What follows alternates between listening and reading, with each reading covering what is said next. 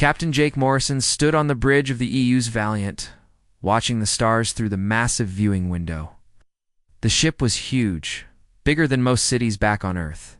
It carried 3,000 crew members and enough weapons to destroy a small moon. Jake had been captain for 8 years now, and he loved every moment of it. The Valiant was patrolling the outer edge of the Andromeda Galaxy. It was quiet work most days.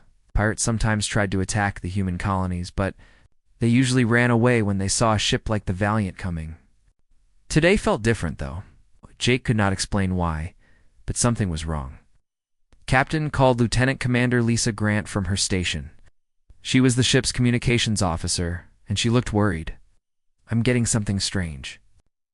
On the quantum channels, Jake walked over to her station. Lisa was one of the best-come officers in the fleet. If she said something was strange, it probably was. "What kind of strange?" "It's a distress signal, sir. But it's not coming from our galaxy." Lisa's fingers moved quickly over her controls. "The signal is encrypted with quantum keys I've never seen before, and Captain ... It's coming from the Triangulum Galaxy." Jake felt his blood turn cold. Triangulum Galaxy was over 2 million light-years away. No human ship had ever traveled that far. In fact, no human had ever made contact with anyone from Triangulum. The signal should not exist. "Are you sure about the source?" Jake asked. "Yes, sir. I've checked it 3 times. The signal is definitely from Triangulum, and it's definitely a distress call." Lisa paused and looked up at him. "Aye, sir. There's something else." "The signal contains data packets from multiple sources.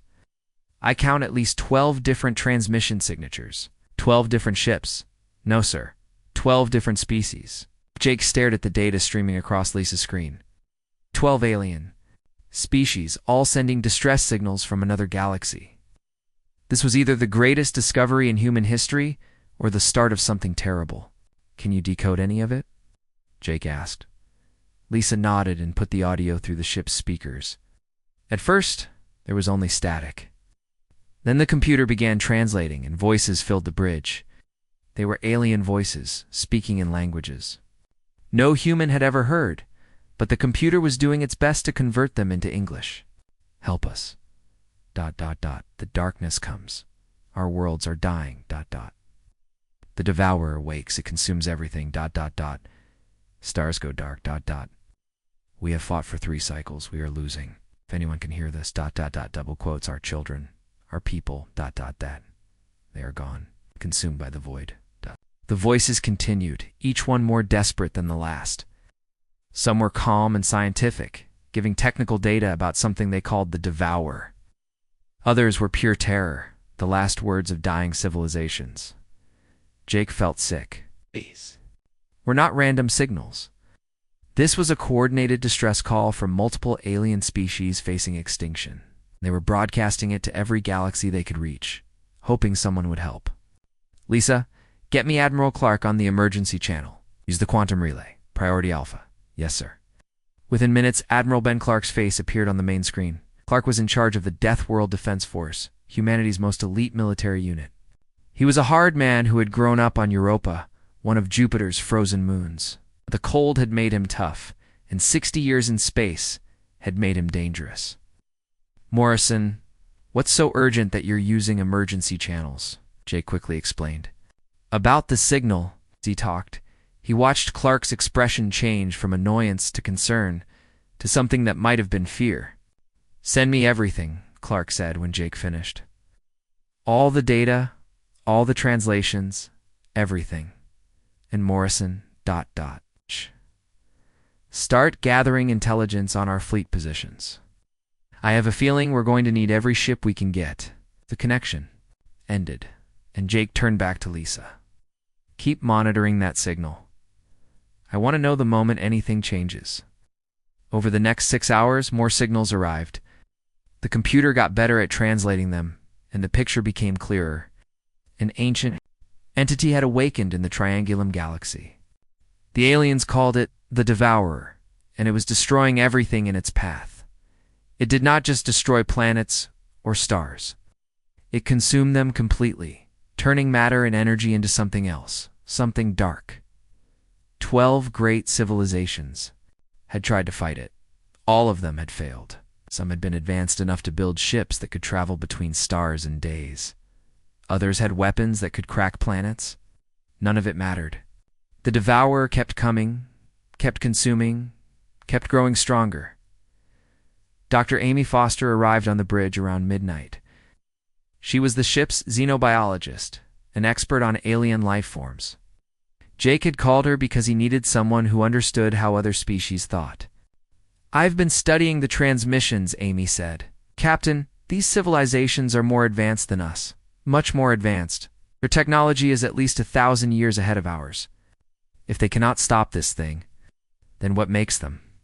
"Think we can?" Jake finished. Amy nodded. "Exactly. Why send a distress call to primitive species like us? Unless what? Unless being primitive is exactly what they need." Before Jake could ask what she meant, Lisa called out from her station. "Captain, I'm getting a priority message from Fleet Command. Admiral Clark wants to speak with you immediately." Admiral Clark appeared on screen again, but this time he was not alone. Jake could see other admirals and generals in the background. This was happening at the highest levels of human command. "Morrison, I'm sending you new orders. Report to the staging area at Kepler Station immediately. And Captain, ... bring every weapon you have. We're putting together the largest fleet in human history, sir."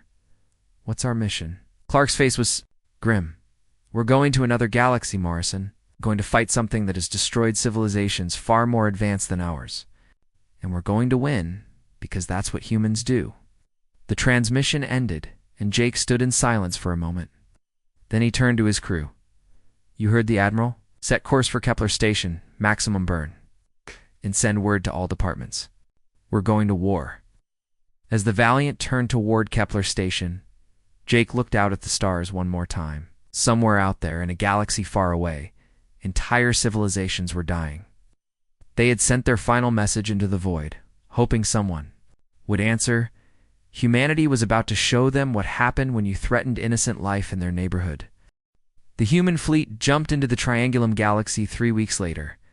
847 ships emerged from hyperspace at the same time, creating ripples in space that could be felt across the entire star system.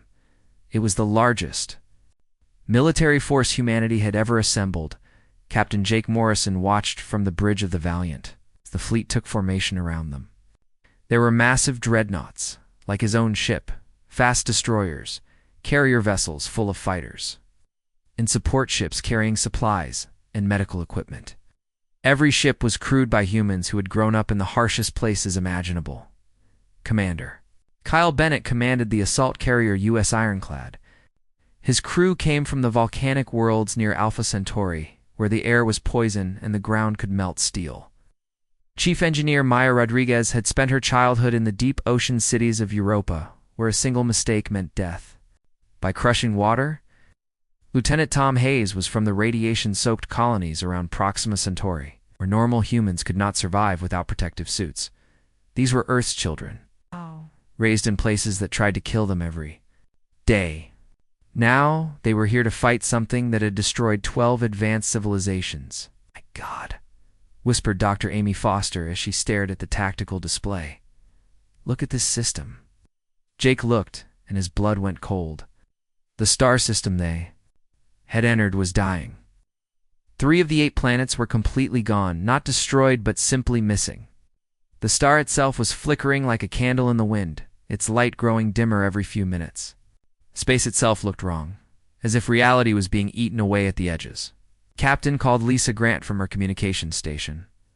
"I'm detecting survivors. Multiple ships hiding in the asteroid belt. But they're broadcasting on the same frequency as the distress signals. Open a channel."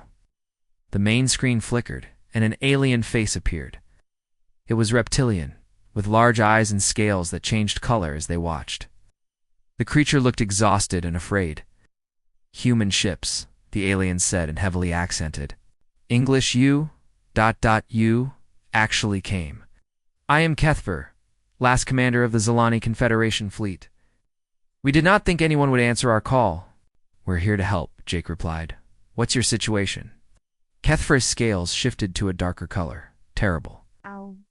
The Devourer consumed our home system 2 cycles ago. We are all that remains of my people. 43 ships carrying the last. Of the Zilani. What exactly is this Devourer? Asked Dr. Foster, stepping up beside Jake.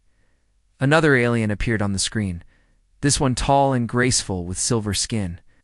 I am High Counselor Yolandra of the Ashanti Collective. The Devourer is ... difficult to explain in your primitive language. It is a consciousness made of dark matter, older than our galaxy. It feeds on stellar energy and the thoughts of living beings.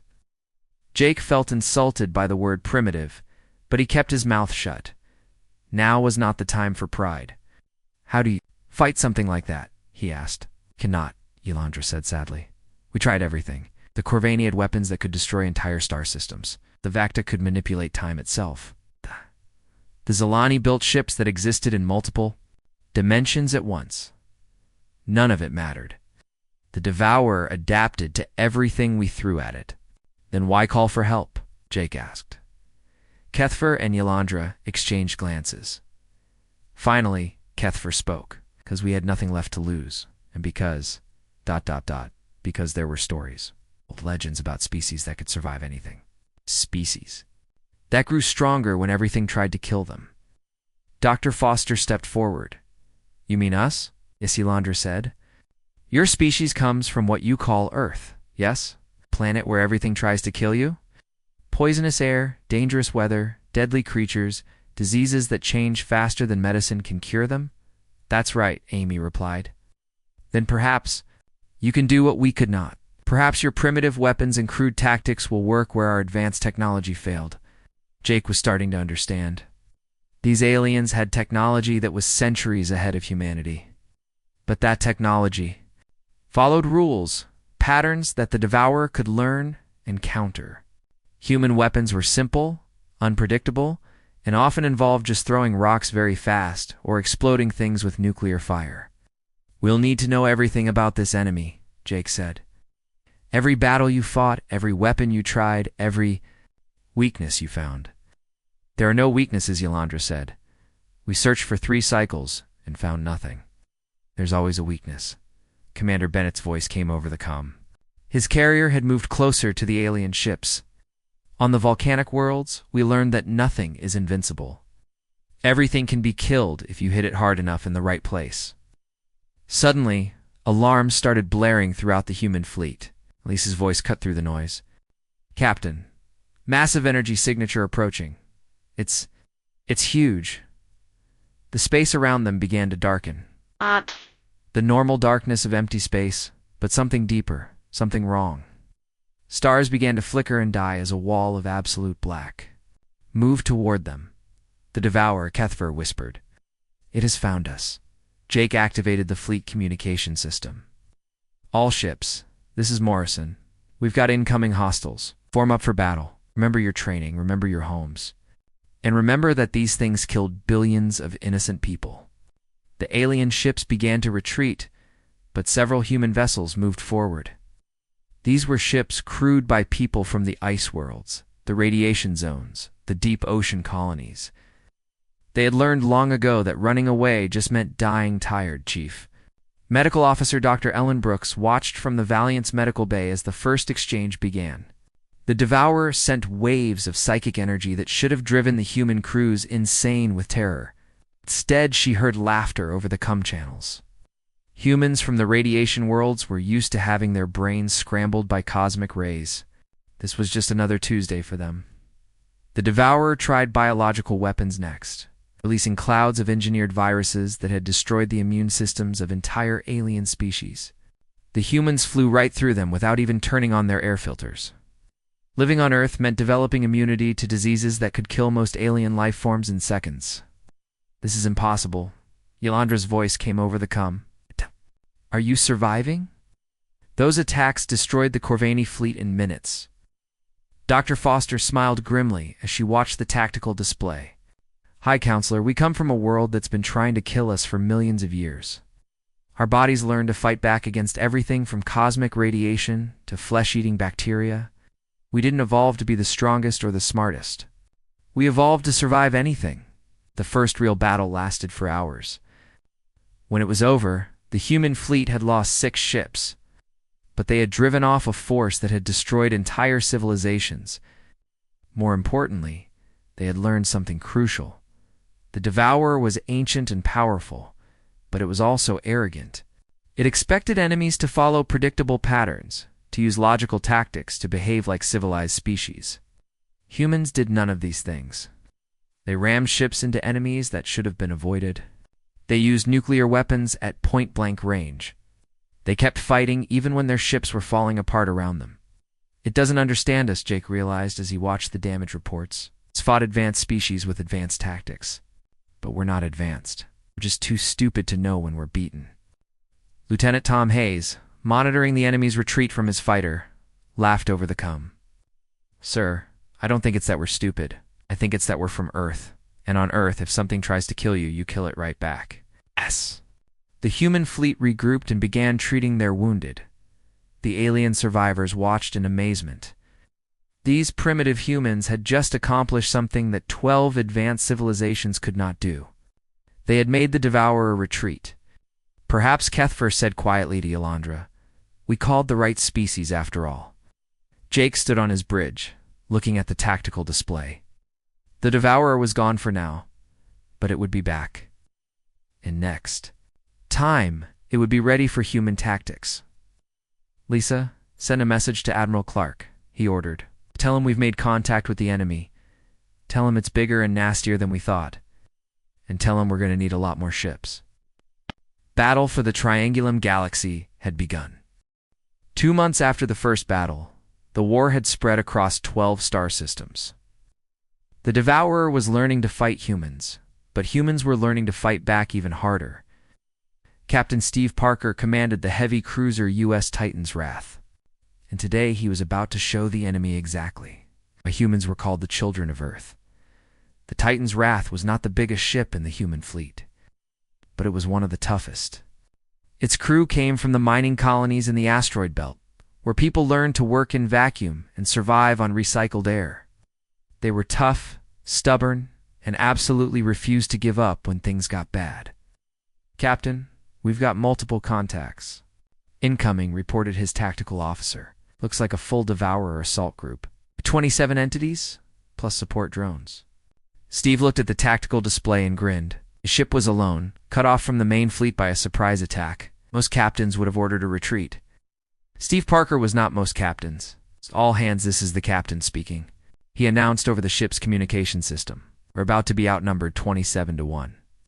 The enemy probably thinks we'll run away like sensible people. Time to show them why that's a bad assumption." The first Devourer entities emerged from hyperspace like living shadows. They were not ships in any normal sense. They were pieces of the main creature, extensions of its will given form and purpose. Each one was the size of a small moon and radiated hatred like heat from a star. The entities tried their standard opening attack, sending waves of psychic terror toward the human ship. On the bridge, Steve felt the pressure like a weight on his mind. It was trying to make him afraid, trying to make him surrender without a fight. "Is that the best you've got?" he muttered, then activated the ship's weapon systems. "All batteries, open fire. Target the big ugly one in the middle." Nuclear torpedoes streaked through space, followed by particle beams and kinetic projectiles. The Devourer entities absorbed most of the energy, but Steve had expected that. The real attack came next. "Engineering. Give me everything, the reactors." "God, I want full power to the ramming engines." Chief Engineer Maya Rodriguez's voice came back over the cum. "Steve, if we ram them at full power, we'll probably break the ship in half." "Maya, we're already dead if we don't try something crazy. Besides, when has breaking the ship ever stopped us before?" Down in engineering, Maya laughed and started rerouting power. She had grown up in the deep ocean cities where equipment failure meant death by crushing water pressure. A little thing like ramming a cosmic horror was not going to scare her, the Titans. Wrath accelerated toward the largest Devourer entity, its engines burning at dangerous levels. The alien creatures seemed confused by this tactic. Advanced civilizations, did not ram their expensive ships into enemies. It was wasteful and illogical. But humans were not advanced civilizations. They were the descendants of people who had learned to survive by being too stubborn to die. The collision was spectacular. The Titan's wrath hit the Devourer entity at nearly light speed, and both ships exploded in a burst of energy that could be seen from 3 star systems away. But just before impact, Steve had ordered all hands to the escape pods. Colonel Rachel Adams watched the explosion from her assault transport.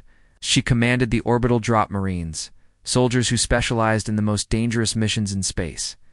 Her troops came from the high-gravity worlds where people grew up strong enough to crush steel with their bare hands.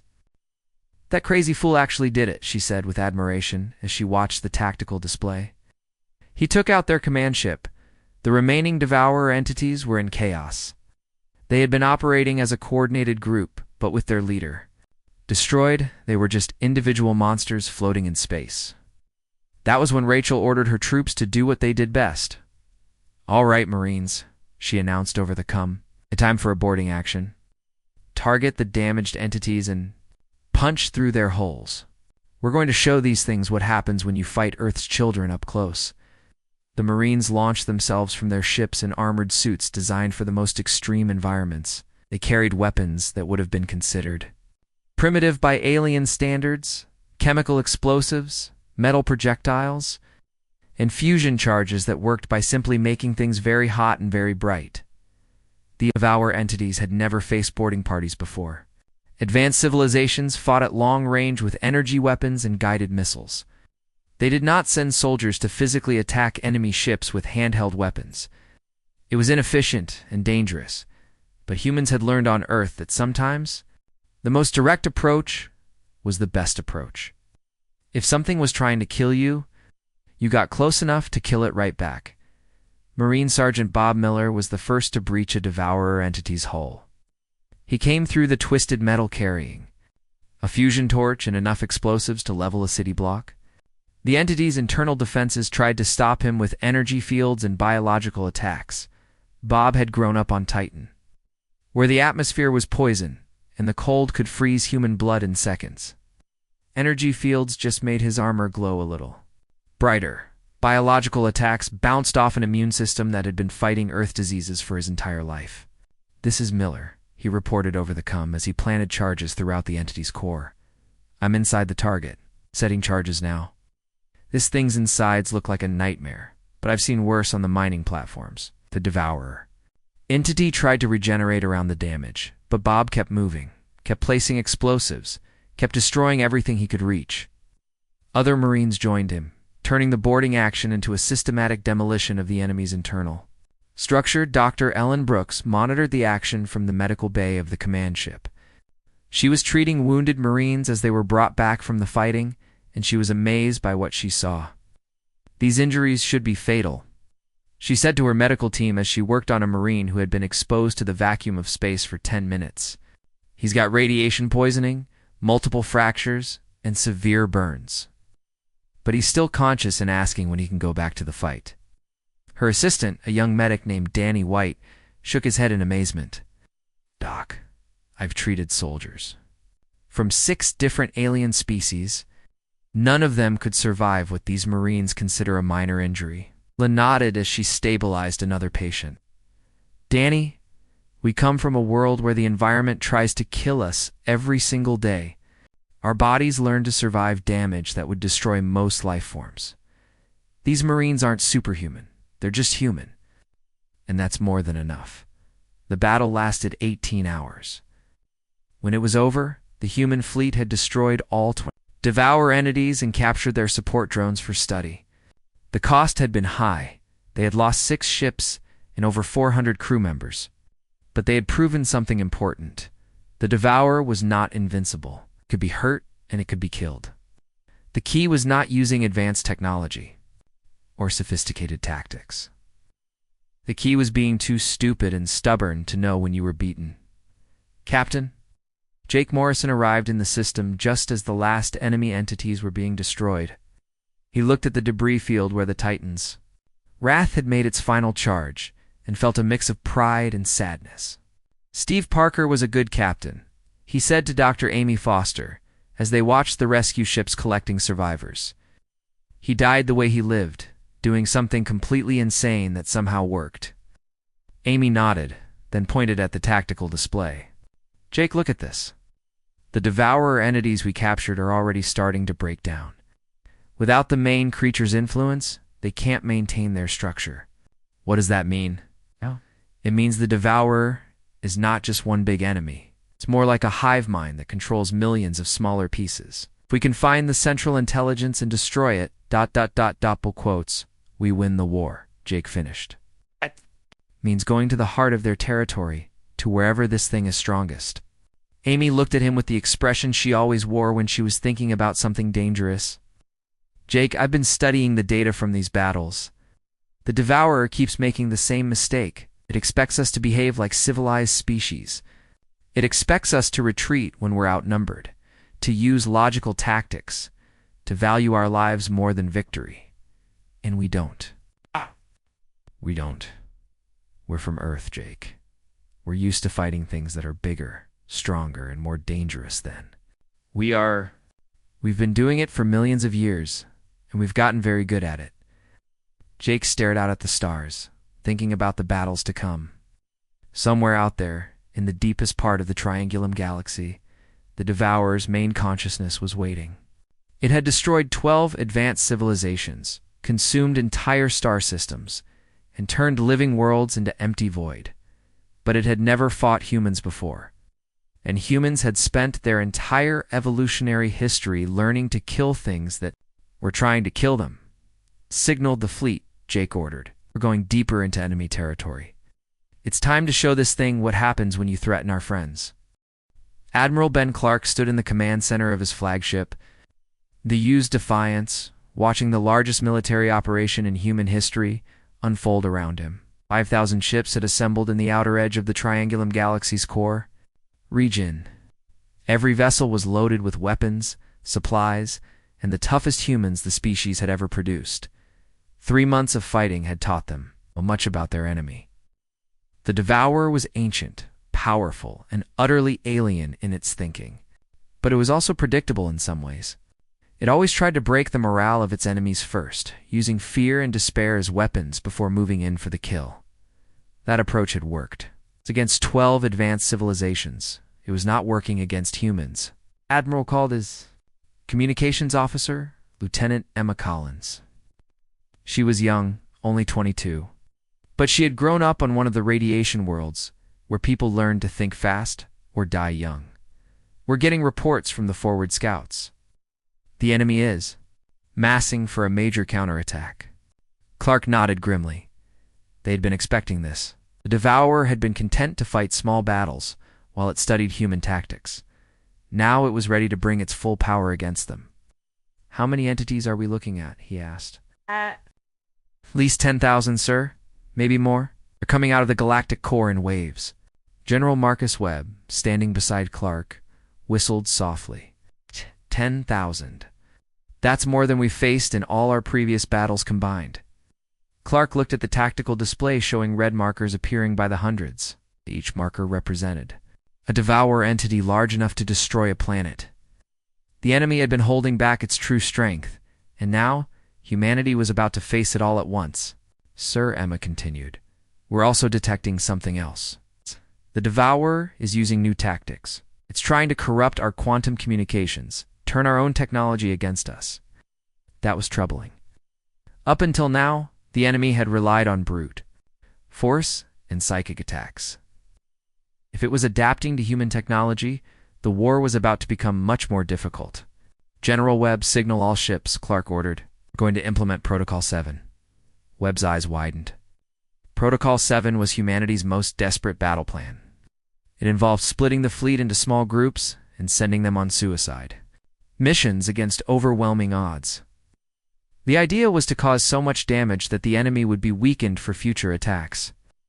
Sir, with respect, Protocol 7 has a 90% casualty rate.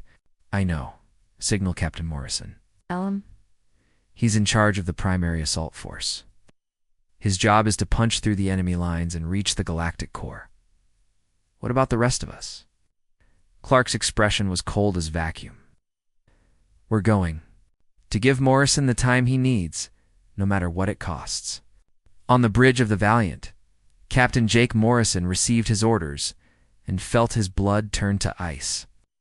Admiral Clark was asking him to lead 300 ships on a direct assault against the enemy's strongest position. It was a one-way mission, and everyone knew it. Captain Dr. Amy Foster said quietly, "We don't have to do this. We could retreat, regroup, find another way." Jake looked at her and smiled sadly. "Amy, we've come this far. We've seen what this thing does to innocent people. If we don't stop it here and now, it's going to keep spreading. Eventually, it'll reach the Milky Way, reach Earth. But the odds don't matter. We're humans, remember? We've been beating impossible odds since we climbed down from the trees." The battle began an hour later. The Devourer's forces emerged from hyperspace like a dark tide, thousands of entities moving in perfect coordination. They had learned from previous defeats and were no longer fighting as individuals. Now they moved like a single organism with 10,000 eyes and 10,000 weapons. The human fleet met them head-on, and space erupted in fire and light. Nuclear torpedoes streaked between the ships, while particle beams turned the darkness bright as day.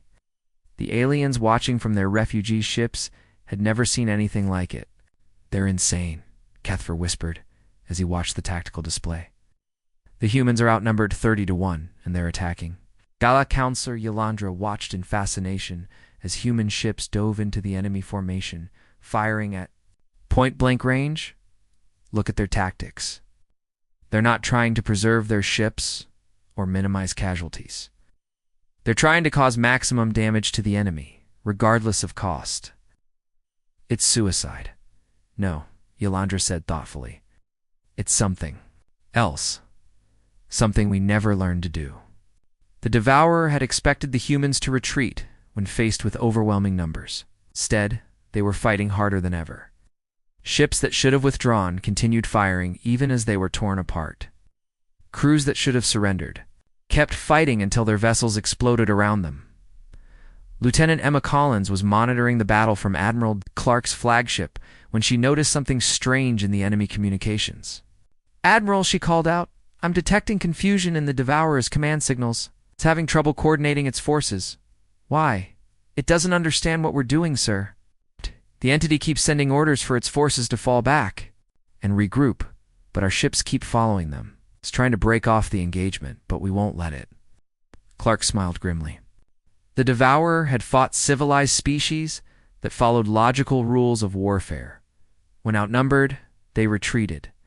When faced with impossible odds, they surrendered.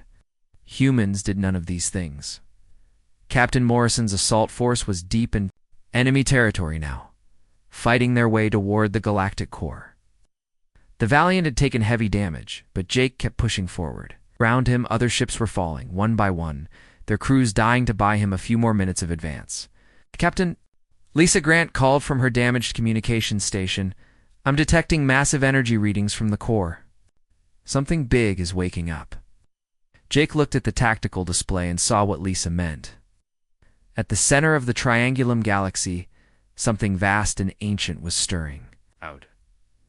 It was the Devourer's true form, the central intelligence that controlled all the entities they had been fighting. "Signal the fleet," Jake ordered. "All ships, converge on the core. We're going to finish this." Dr. Foster looked at him with concern. "Jake, we don't know what that thing is capable of.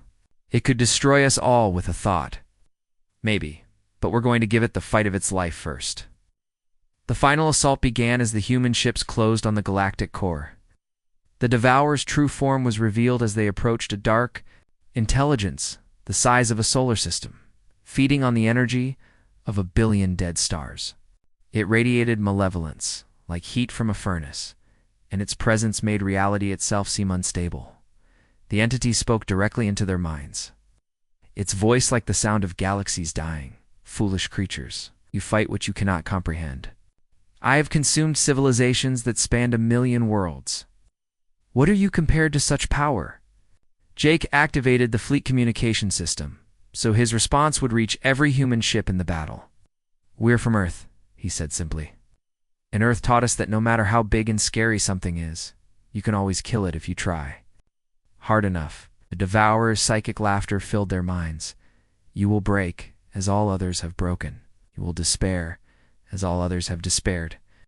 You will. Its words were cut off as the human fleet opened fire. 500 ships launched. Everything they had at the entity's core. Nuclear weapons, particle beams, kinetic projectiles, and antimatter warheads streaked through space in the largest concentrated attack in galactic history. The Devourer screamed. A sound that shattered reality and sent shockwaves across dimensional barriers. For the first time in eons, something had actually heard it. Impossible, the entity raged. I am eternal. I am inevitable. I am you're in our way, Jake said, ordering his ship forward for a ramming attack. And humans don't like things that are in our way. But as the Valiant accelerated toward the Devourer's core, Jake realized the entity was adapting once again. It was learning to counter human tactics, to predict their movements. The next wave of attacks would not be as effective. That was when Lieutenant Emma Collins made the discovery that would change everything. All ships she broadcast on the emergency frequency. I found something. The Devourer can't understand self-sacrifice. Its mind is too alien to comprehend why we would die for others. That's its weakness. It can't predict what we'll do because it doesn't understand why we do it. Jake smiled as he heard her words. Emma was right. The Devourer was ancient and intelligent, but it was also selfish. It fought to preserve itself, to grow stronger, to consume more. It could not understand creatures who would willingly die to protect others. All ships, Jake ordered, prepare for final assault. We're going to show this thing something it's never seen before. We're going to show it what love looks like. The battle for the galaxy's heart was about to begin. The final battle began with 3 words that would echo through galactic history. For our friends. Captain Jake Morrison spoke them into his communicator as the Valiant led the human fleet toward the Devourer's core. Behind him, 300 ships followed, each one crewed by people who had grown up learning that some things were worth dying for. The Devourer's true form filled space before them like a living nightmare. It was older than the galaxy itself, a consciousness made of dark matter and malevolence that had consumed entire civilizations for fun. Now it was angry, and its rage shook the foundations of reality. You cannot defeat me, the entity roared in their minds. I have existed since before your son was born. I will exist long after your species is dust, Baby Jake replied, adjusting his ship's course for a direct collision. But you're going to remember us forever. The human ships split into attack formations, each group targeting a different part of the massive entity. They had learned something important during months of fighting. The Devourer was powerful, but it was also arrogant. Expected enemies to act logically, to preserve themselves, to follow predictable patterns. Humans did none of these things. Commander Kyle Bennett's assault carrier launched every fighter it had directly into the entity's core. The pilots knew it was a one-way trip, but they flew anyway, singing old Earth songs over the communication channels as they died.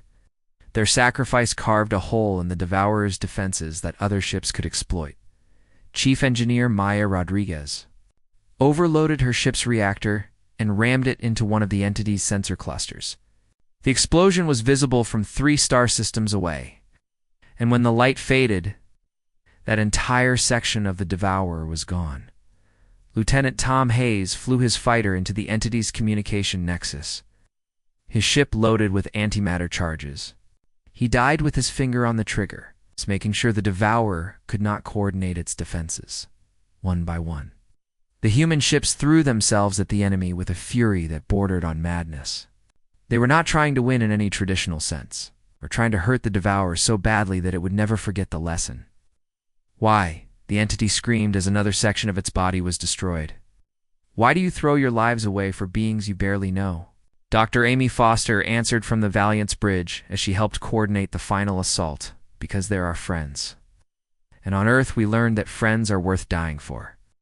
The Devourer tried to understand, but it could not. In millions of years of existence, it had never encountered anything like altruism.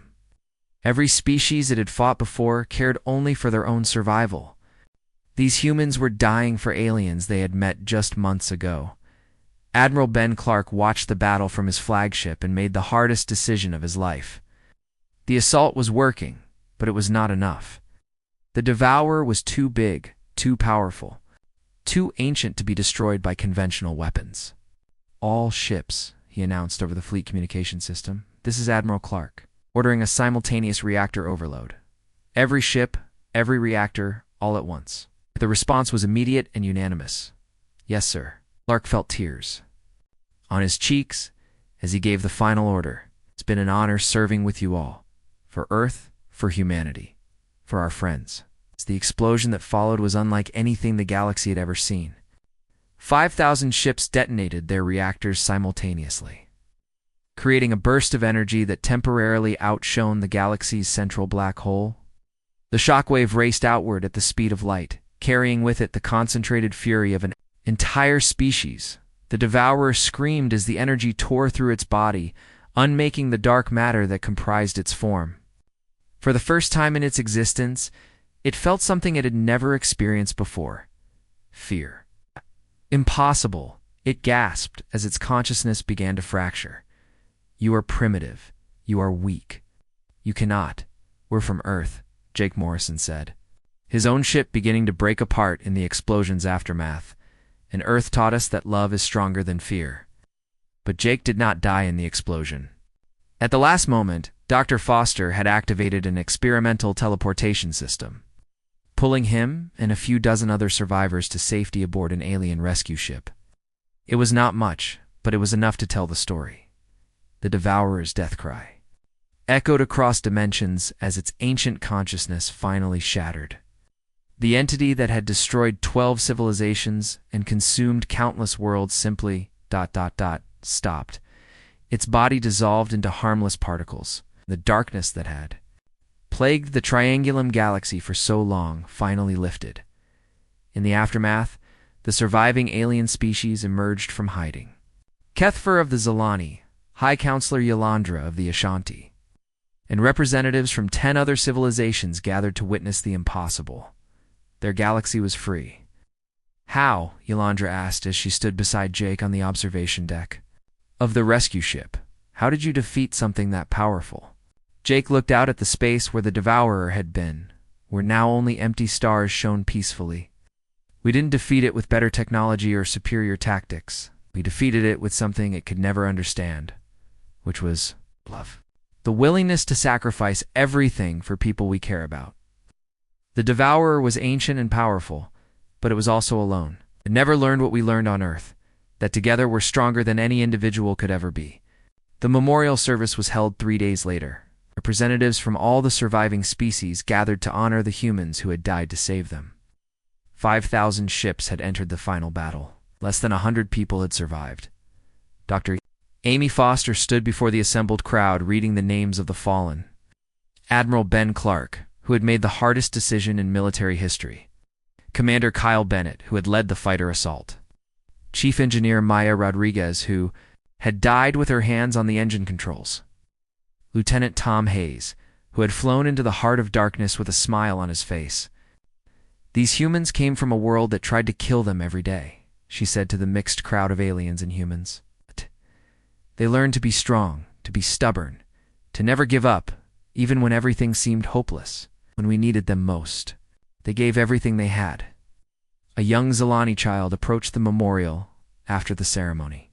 She looked up at Jake with large, curious eyes. "Are all humans as brave as the ones who saved us?" Jake knelt down to her level and smiled sadly. "No, little one. They're braver. They're from Earth. And Earth makes its children strong." The child thought about this for a moment, then said, "I want to visit Earth someday. Oh. I want to see the world that made such people." "Maybe you will," Jake replied. "And when you do, remember that Earth's greatest gift isn't its dangerous environment or its harsh weather. Earth's greatest gift is teaching its children that some things are worth fighting for, no matter the cost." As the memorial service ended and the various species began to plan for rebuilding their galaxy, a message was sent back to the Milky Way. It was simple and brief. Mission accomplished. The Triangulum Galaxy is safe. The cost was high, but our friends are free. Tell Earth that its children did what they were raised to do. They protected those who could not protect themselves.